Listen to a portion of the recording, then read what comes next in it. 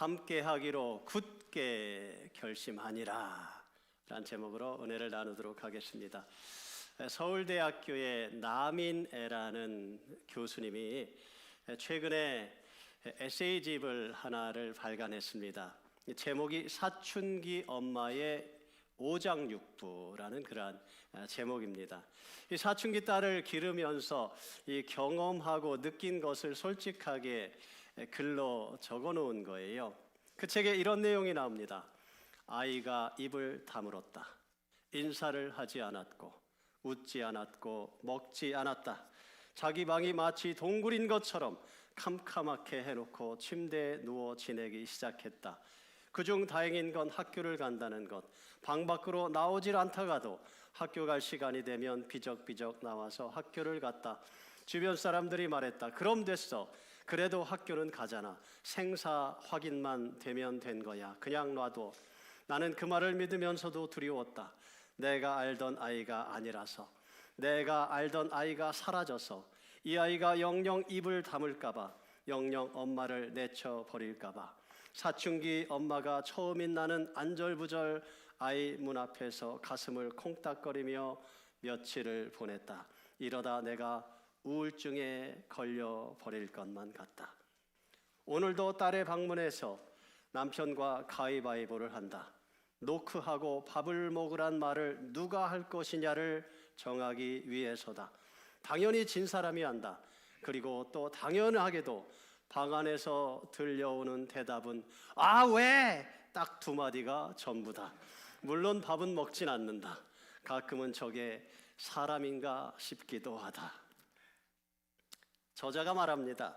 서울대학교 교수, 최고 인기 강의 주인공, 우아한 여성 지성의 대표. 하지만 그런 게 다 소용이 없다. 나도 어쩔 수 없는 사춘기 딸의 방문을 부숴버리고 싶은 그 마음을 꾹꾹 누르며 사는 그냥 엄마이다. 저자는 그 책의 결론에서 이렇게 말합니다. 기다려주자.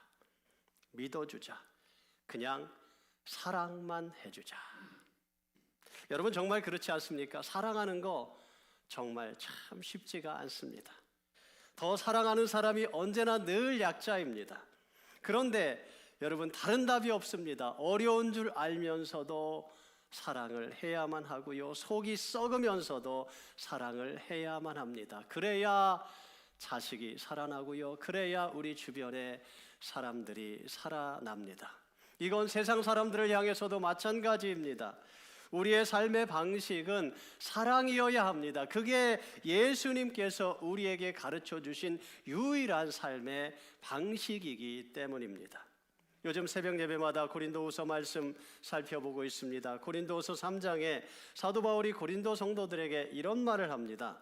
너희는 우리로 말미암아 나타난 그리스도의 편지니 이는 먹으로 쓴 것이 아니요 오직 살아계신 하나님의 영으로 쓴 것이며 또 돌판에 쓴 것이 아니요 오직 육의 마음판에 쓴 것이라. 저와 여러분이요 하나님의 편지랍니다. 그리스도의 편지랍니다. 여러분 편지가 뭐예요? 편지는요 마음을 전하는 것이 편지이지요. 내가 당신을 이렇게 사랑하고 있습니다. 내가 당신을 이렇게 생각하고 있습니다. 이런 마음을 담아서 보내는 것이 편지입니다. 제가 사모하고 연애를 할 때 편지를 정말 많이 썼습니다. 특별히 서로 외국에 이렇게 떨어져 있는 4개월 동안 제가 거의 매일 편지를 썼어요. 근데 이 편지를 보내는 것이 이게 비싸가지고 제가 그때 이렇게 그 엽서를 보냈던 기억이 납니다. 엽서는 이렇게 손바닥만 하잖아요. 이 작은 엽서에다가 깨알 같은 글씨로 정말 읽기도 어려울 정도로 그렇게 빽빽하게 편지를 적어서 보냈던 기억이 납니다. 뭘 그렇게 여러분 제가 빽빽하게 적어서 보낸 걸까요? 내가 당신을 생각하고 있다. 그렇죠?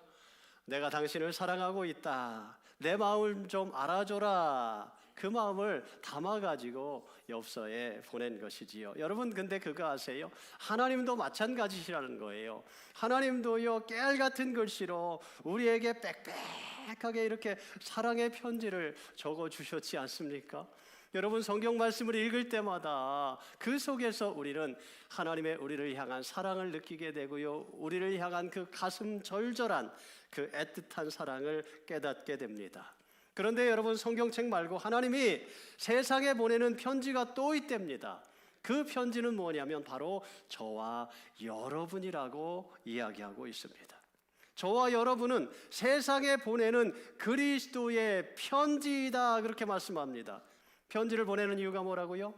내가 너희를 이렇게 사랑한다, 내가 너희를 이렇게 생각하고 있다, 내가 너희를 이렇게 케어하고 있다라는 것을 보여주기 위함이라는 것이지요.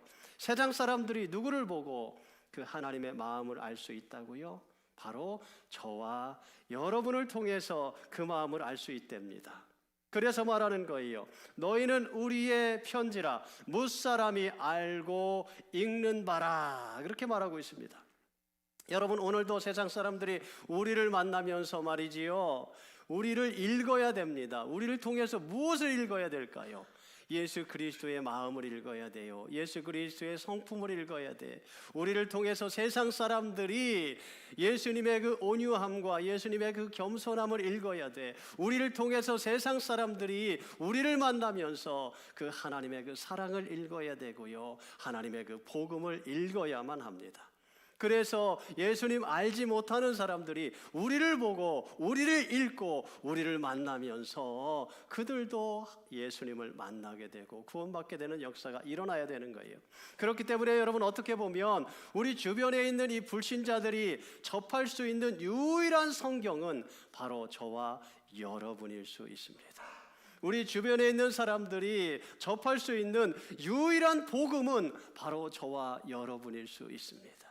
우리 주변의 불신자들이 접할 수 있는 유일한 그러한 하나님의 사랑은 바로 저와 여러분일 수 있습니다.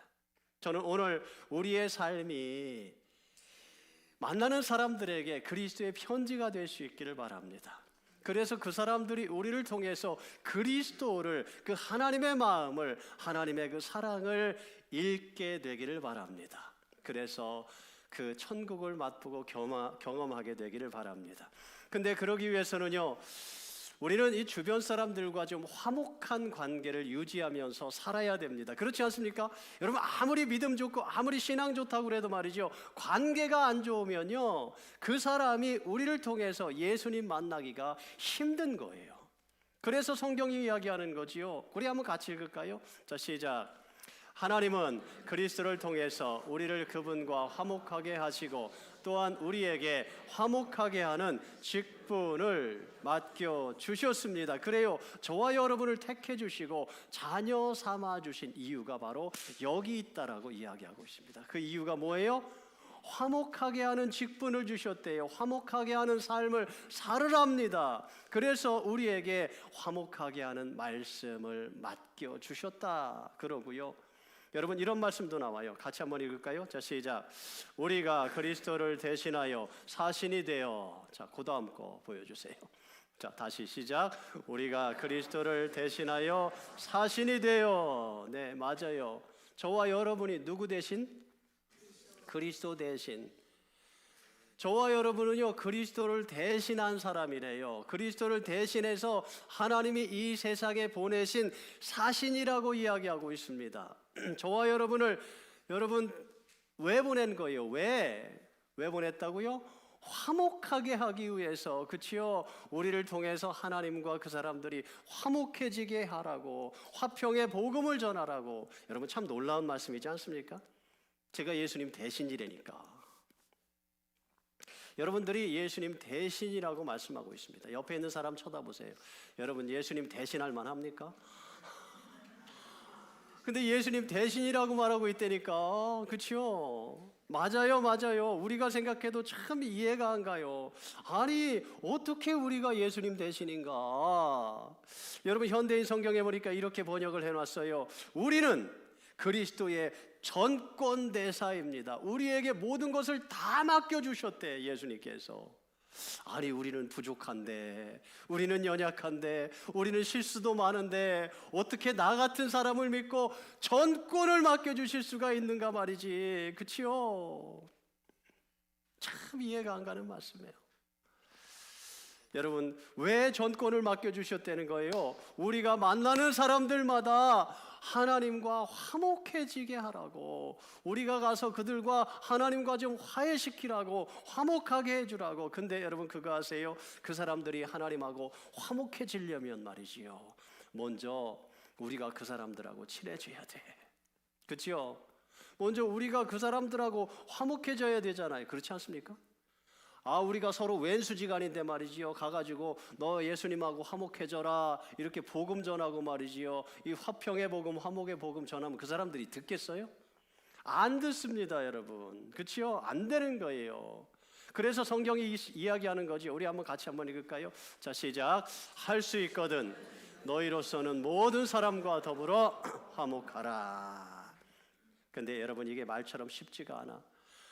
할 수 있거든 우리는 모든 사람하고 더불어 화목해야 되는데, 여러분, 참 이게 쉽지가 않단 말이죠. 여러분, 화목한 관계는요, 절대로 저절로 만들어지지 않습니다. 매일 만나는 사람들과 화목함 속에서 서로 관계하며 이 화목을 지키고 유지하며 살기 위해서는요, 여러분, 정말 애쓰고 힘쓰고 노력해야 됩니다.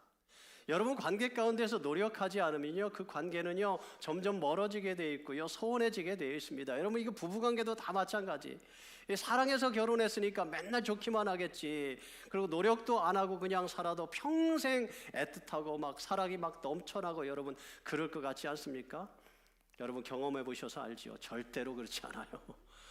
여러분, 죽고 못 살 것처럼 사랑해서 결혼했어도 말이죠, 그 사랑을 유지하기 위해서는 뭐 해야 돼요? 노력해야 됩니다. 사랑한다고 말해 줘야 되고요, 기념일 되면은요 장미꽃도 사다 줘야 되고요, 편지도 가끔 적어줘야 되고요, 집에서 청소도 해줘야 되고요, 빨래도 해줘야 되고요, 설거지도 해줘야 되고요. 나름대로 여러분 노력해야 된다니까. 여러분, 아내들도 마찬가지. 이 남편들이 아직 바빠가지고 자기 건강 못 챙기는 것 같으면 옆에서 말이지요, 비타민이라도 좀 챙겨주고요, 남편이 좋아하는 음식도 좀 해주고, 맨날 자기 좋아하는 것만 해가지고 먹지 마시고 말이지요, 자기는 싫어해도 남편이 좋아하면 말이죠, 그래도 요리해가지고요 갖다 좀 먹으라고 정성껏 음식도 준비해주고 말이지요. 여러분, 미국에서 이민 생활하는 남편들 참 외롭습니다. 말도 안 통하지요.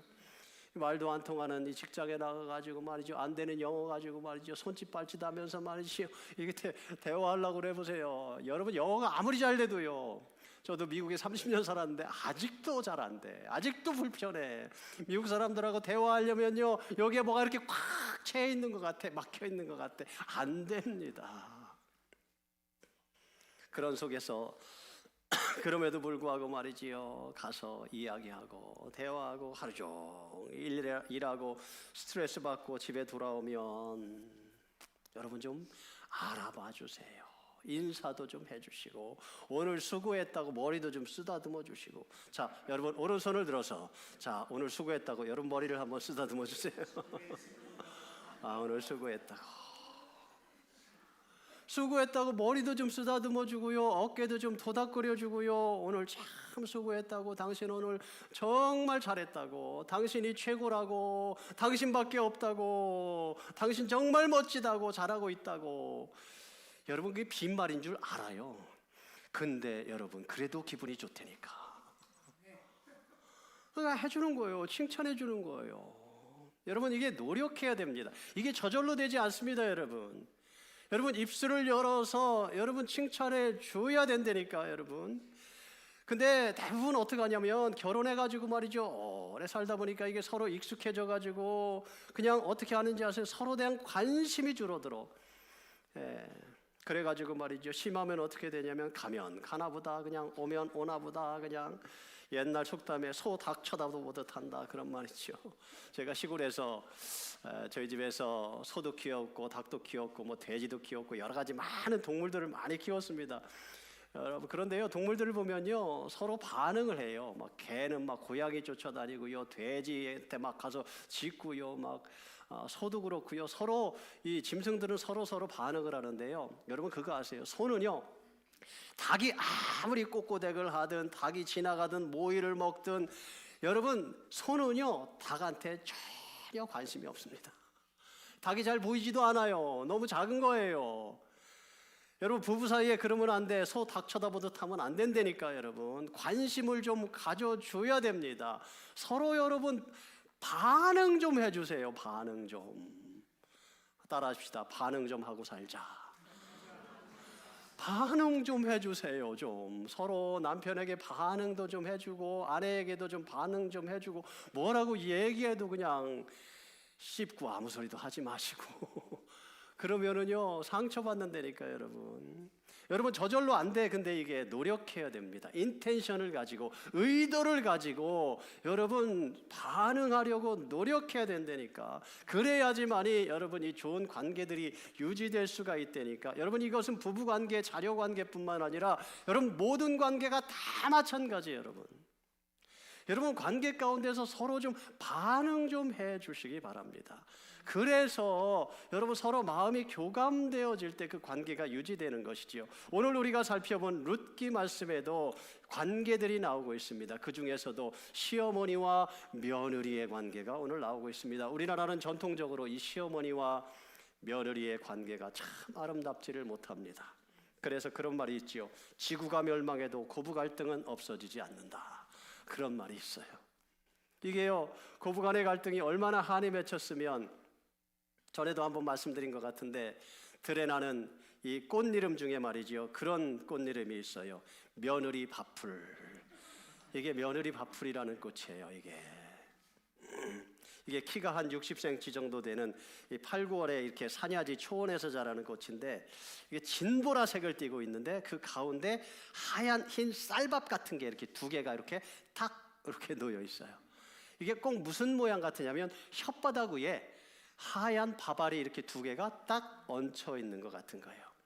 이 들꽃이 이런 이름을 갖게 된 데는 전설이 있습니다. 옛날에 아주 못된 시어머니가 있는데, 이 못된 시어머니 밑에서 시집살이 하던 며느리가 있었습니다. 근데 이 시어머니가 말이지요, 이 잔치상 음식을 좀 준비하라고 그렇게 말을 했어요. 그래가지고 부엌에 가서 이렇게 열심히 잔치상 준비를 하다가 너무너무 배가 고픈 거예요. 그래가지고 주걱에 묻어 있는 밥풀을 두 개를 뜯어 먹었어. 근데 이 시어머니가 잔치상에 올릴 음식을 갖다가 먹는다고 말이죠, 이 며느리를 두들겨 패는데 막 죽도록 두들겨 패는 거예요. 근데 이 며느리가 매를 맞으면서 음식을 먹은 게 아니라 요거예요 하면서 이 밥풀이 붙어있는 혀를 내밀었다는 거예요. 그리고서 꼭가닥 죽었다는 거예요. 그 며느리가 죽어서 혼이 돼서 바로 이렇게 혓바닥 위에 이렇게 밥풀이 두 개 올려 있는 것과 같은 며느리 밥풀이라는 이러한 꽃이 생겼다. 이거는 그냥 이야기예요. 설화예요. 근데 시어머니하고 며느리의 관계가 얼마나 힘든 관계면 여러분 이런 설화까지 만들어졌겠습니까? 그렇죠? 이건 뭐 남자들도 마찬가지예요. 장인어른하고 이 사위의 관계가 참 어렵지 않습니까? 이건 뭐 동서양을 막론하고 여러분 다 마찬가지. 그런데 여러분, 저는요 예수 그리스도 안에서는 여러분 모든 관계가 다 화목해질 수 있다고 저는 믿습니다. 고부간의 관계도 아름답게 변할 수 있습니다. 여러분 오늘 룻기에도 보시면 말이지요, 이 시어머니와 며느리들의 관계가 너무 아름다운 관계인 거예요. 정말 멋진 시어머니이고요, 착한 며느리들이 나오고 있습니다. 1장 8절부터 보시면 나오미가 이제 모압 땅을 향해서 이제 떠나면서 이 두 며느리에게 이야기를 하는 거예요. 이 두 며느리가 이제 시어머니를 쫓아오겠다 그러니까, 너희는 나를 쫓아오지 마라. 너희는 너희 어머니에게로 돌아가서, 너희 집으로 돌아가서, 너희 친정으로 돌아가서 새로 재혼도 하고 새로운 가정도 꾸미고, 아직 젊은데 너희는 돌아가서 새 가정 꾸려서 행복하게 살아라. 그렇게 이야기합니다. 그러자 며느리들이 어떻게 했다고요? 큰 소리로 울면서 이렇게 말합니다. 아닙니다. 우리는 어머니와 함께 어머니의 백성에게로 가겠습니다. 참으로 아름다운 모습이지요. 서로를 향해서 이렇게 좀 배려하는 마음이 있어야 돼요. 서로를 향해서 이렇게 좀 불쌍히 여기는 마음이 좀 있어야 됩니다. 물론 불쌍하지요. 그치요? 며느리들이 시어미를 볼 때 말이지요, 남편 잃었고요, 그치요, 두 아들 다 잃었습니다. 그러니까 너무너무 불쌍한 거예요. 이 시어머니도 며느리들을 보면 말이죠, 너무 불쌍한 거지요. 시집을 와가지고 10년도 안 돼가지고 말이죠. 남편 잃고, 그죠?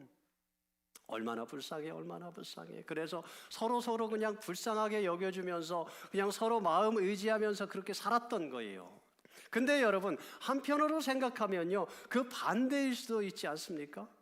며느리들이 내가 이 집안에 시집 와가지고 내 인생이 망쳤다, 내 신세 망쳤다, 저놈의 며느리, 저놈의 시어머니 꼴도 보기 싫다, 서로 그렇게 말이지요, 미워하면서 앙숙처럼 지낼 수도 있습니다. 시어머니도 며느리들 보면서 내 자식을 잡아먹은 저 여자, 저 왼수 같은 여자, 그렇게 이야기할 수도 있고요. 그치요? 손주도 못 낳는 왼수 같은 여자라고 구박하고 미워할 수도 있다니까. 그런데 오늘 나오미와 며느리들의 관계는 그렇지 않습니다. 룻기 1장 8절을 보시면 나오미가 이런 말을 합니다. 우리 한번 같이 읽을까요? 자, 시작. 너희는 각기 너희 어머니의 집으로 돌아가라. 너희가 죽은 자들과 나를 선대한 것 같이 하나님께서 너희를 선대하시기를 원한다. 여기 선대했다는 말은요, 이 말은 히브리어로 헤세드라고 그렇게 말합니다. 이 헤세드라는 이 말의 뜻은 뭐냐면, 이 헤세드는 하나님 아버지의 우리를 향한 사랑의 마음이에요. 끊을 수 없는 사랑의 마음, 긍휼의 마음, 불쌍히 여기는 마음, 이게 바로 헤세드라는 마음이에요. 지금 룻이 나오미를 그 헤세드의 마음을 가지고, 긍휼히 여기는 마음을 가지고, 불쌍히 여기는 마음을 가지고 섬겼다는 거예요. 그걸 누가 알아요? 이 시어머니가 모르겠어요? 아는 거예요. 그렇죠? 이 시어머니인 정말 이 보잘것없는 자신의 인생을 말이죠, 이 며느리가 불쌍히 여겨주고 긍휼히 여겨주고 돌봐주고 공경해주는 거예요. 그러니까 이 시어미도 말이죠, 그런 며느리들이 늘 고맙고 불쌍하게 생각이 드는 거죠. 그래서 너희들 친정으로 돌아가라, 친정으로 돌아가라. 나는 이제 내 고향으로 돌아가려니 너희도 너희 고향으로 돌아가라. 그렇게 이야기하는 거예요. 한마디로 패가망신해서 돌아가는 거 아닙니까? 그렇죠? 패가망신해서 돌아가는 거예요. 10년 동안 남편 잃고 두 자식 다 잃어버리고 패가망신해가지고 고향으로 돌아가는데, 여러분 고생길이 뻔한 거예요. 그렇죠? 그리고 여러분, 이 며느리들이 이방인들이잖아요. 그렇죠? 이 이방인들이 말이지요, 이 이방인들을 업신 여기는 이 유대인들에게서 가서 어떻게 구박받으며 살겠어. 그래가지고 그거 생각하니까 너희는 도저히 나하고 같이 가면 안 되겠다, 그냥 친정으로 돌아가라고 그냥 사정을 하는 거예요. 며느리들을 생각하는 따뜻한 마음이지요. 배려하는 마음이지요. 여러분, 이게 바로 헤세드의 마음이에요. 모든 관계 속에서 여러분, 우리가 서로 이러한 좀 헤세드의 마음이 있어야 됩니다. 여러분, 좀 긍휼히 여겨주는 마음이 있어야만 합니다. 하나님도 우리에게 당부하시지 않습니까? 우리 같이 한번 읽을까요? 자, 시작. 서로 친절하게 하며 불쌍히 여기며 서로 용서하기를 하나님이 그리스도 안에서 너희를 용서하심과 같이 하라. 서로 어떻게 해주라고요? 서로 친절하게 대해주래. 서로 친절하게 대해주십시오. 서로 좀 불쌍히 여겨주십시오. 불쌍한 사람이에요. 여러분, 나 만나가지고 얼마나 고생이 많은지 몰라. 그렇죠? 불쌍한 사람입니다. 서로 좀 그렇게 불쌍히 여겨주십시오. 여러분, 잘못한 거 있어도 좀 서로 용서해 주라고 이야기하고 있습니다. 여러분, 하나님께서 우리를 교회로 불러주신 이유가 뭐예요? 이렇게 이 마음 가지고 살으라는 거예요. 서로 좀 친절히 대해주고요, 서로 불쌍히 여겨주고 서로 용서해주고. 여러분, 목장으로 우리를 묶어주신 이유가 뭐예요? 서로 친절하게 대해주라고, 서로 용서해주라고, 서로 좀 불쌍히 여겨주라고 그러는 거예요. 여러분, 이게 하나님 아버지의 마음이에요. 사실은요, 나오미가 며느리들을 친정으로 돌려보내지 않아도 됩니다. 왜냐하면 이 당시도 여러분, 한국 사회하고 옛날 한국 사회하고 비슷해가지고요, 출가 외인이었습니다. 시집 가면 죽어서도 그냥 그 집 귀신이 된다, 뭐 그런 말 있지 않습니까? 그런 식인 거예요. 그러니까 나오미가 지금 며느리들을 데리고 갈 수도 있습니다. 여러분, 며느리들 데리고 가면요, 외롭지 않잖아요. 그래도, 그렇죠? 말벗도 되고요, 그래도 시어머니 그래도 밥상이라도 챙겨줄 거고.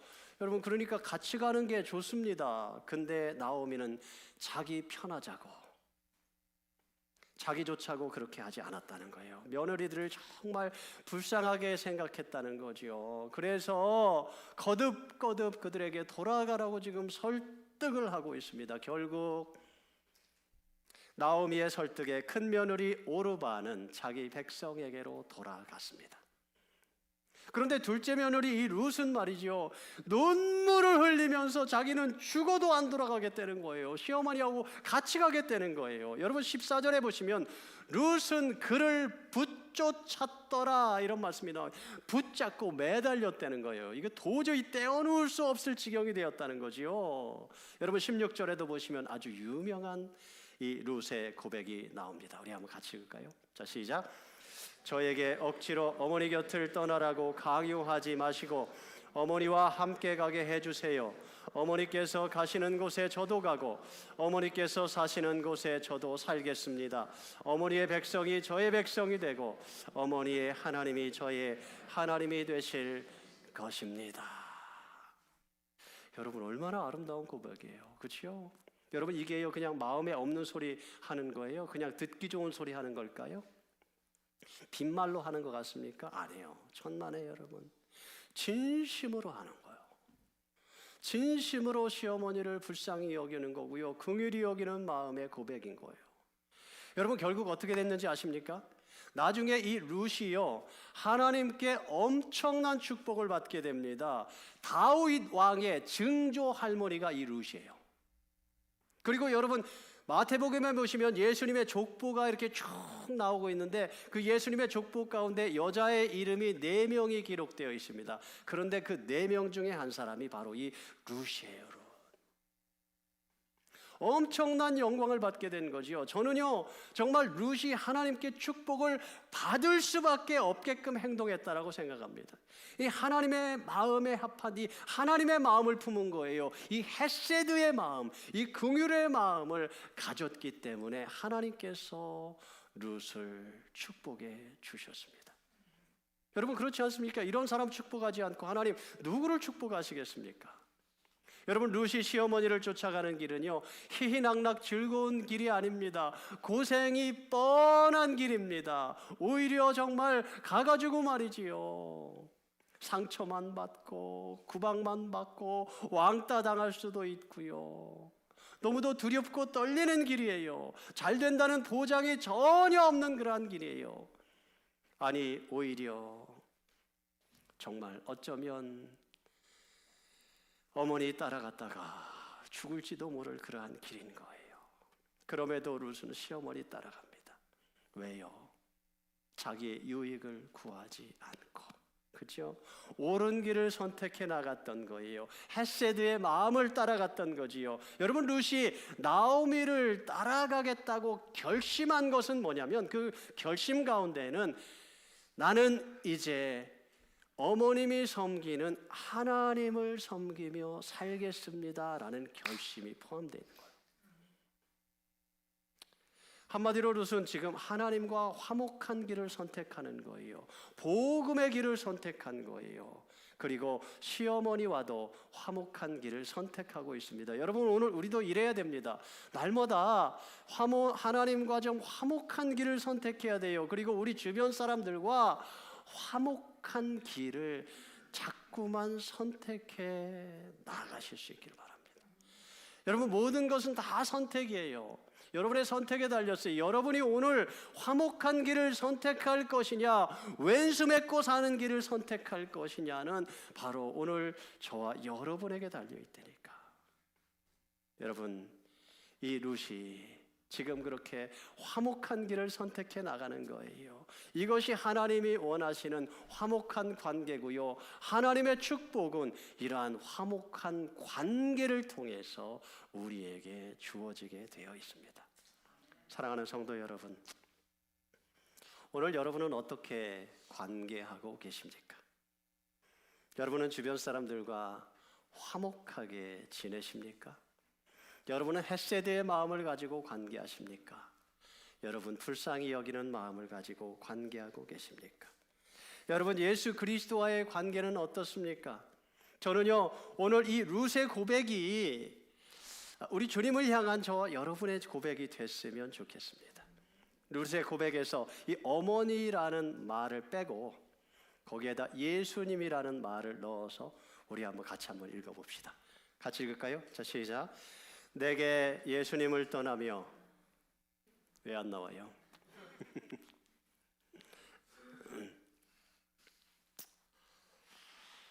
자, 제가 읽겠습니다.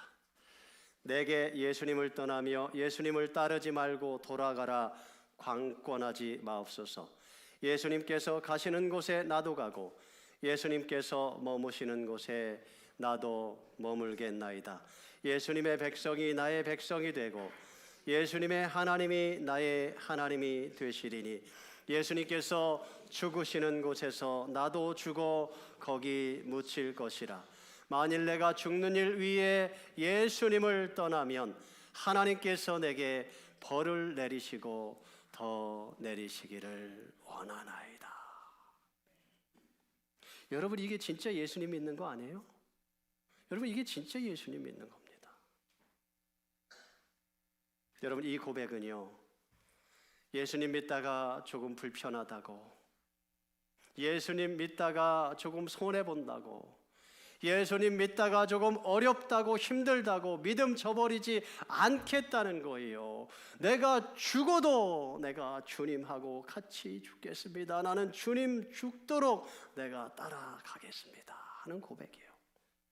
이건 여러분 예수 그리스도의 몸 안에서 성도들과의 관계도 마찬가지입니다. 여러분, 우리는요 하나님 안에서 예수 그리스도로 말미암아 한 피바다 한 몸 이룬 형제요 자매들입니다. 어떻게 우리가 서로 소홀히 할 수 있겠느냐 말이에요. 여러분, 이 관계를 정말 소중하게 생각하고 화목하게 지내려고 노력하시길 바랍니다. 오늘 하나님이 우리를 넣으신 그 관계에서 여러분 우리가 성공하지 못하면요 우리는 결코 행복할 수가 없습니다. 앞으로 잘하면 되지 뭐, 천만에 여러분.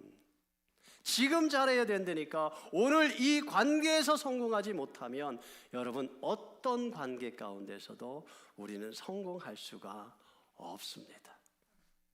성경은 말씀합니다. 우리 한번 같이 한번 읽을까요? 자, 시작. 화평하게 하는 자는 복이 있나니 그들이 하나님의 아들이라 일컬음을 받을 것이미요. 예, 그래요. 하나님의 아들은, 하나님의 딸은 화평하게 하는 삶을 살아가는 사람이랍니다. 저는 여러분들이 오늘 다시 한번 좀 굳게 결단하실 수 있기 바랍니다. 사랑하며 살기로 결단하십시오. 상처를 받아도, 반응을 안 해줘도, 아니 나에게 고함을 치고 욕해도 여러분 사랑하며 살기로 굳게 결심하시기 바랍니다. 헤세드의 마음 가지고 사시기를 바랍니다. 긍휼히 여기는 마음, 불쌍히 여기는 마음을 가지고 사실 수 있기를 바랍니다. 그래서 여러분을 통하여서 화평함과 화목함이 충만하게 이루어지게 되길 바랍니다. 그래서 하나님께서 여러분을 보면서 역시 내 아들이야, 역시 내 딸이야, 하나님 마음을 기쁘시게 해드리는 그런 저와 여러분의 삶이 되실 수 있기를 주님의 이름으로 간절히 축원드립니다. 아멘. 기도하십시다.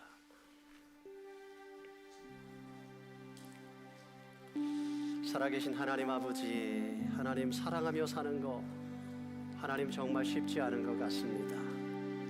하나님, 그런데 하나님 사랑이 우리의 삶의 방식이어야 한다고 하나님 말씀해 주고 계십니다. 하나님께서 예수 그리스도를 통하여서 우리에게 가르쳐 주신 유일한 삶의 방식은 사랑이요, 사랑을 통한 화평과 화목을 이루어가는 삶이라고 말씀해 주셨습니다. 하나님 아버지, 다시 한번 저희가 결단합니다. 다시 한번 헌신합니다. 하나님, 사랑하며 살겠습니다. 하나님, 서로 친절하게 하며 서로 불쌍히 여기며 서로 용서해 주는 이 헤세드의 마음을 가지고 우리가 살아가게 하여 주시옵소서. 그래서 우리의 삶을 통하여 우리가 만나는 사람들마다 하나님을 만나게 하시고, 우리가 만나는 사람이 예수 그리스도의 얼굴을 보게 하시고, 우리를 만나는 사람들마다 구원받는 역사가 일어나게 해주시고, 하나님 우리의 삶 속에서 그래서 하나님의 아들이라고, 하나님의 딸이라고 인정받고 칭찬받는 주의 자녀들의 삶이 다 되게 하여 주시옵소서. 오늘도 우리와 함께 하시고 우리를 변함없이 사랑해 주시는 우리 주 예수님의 이름으로 간절히 기도드립니다. 아멘.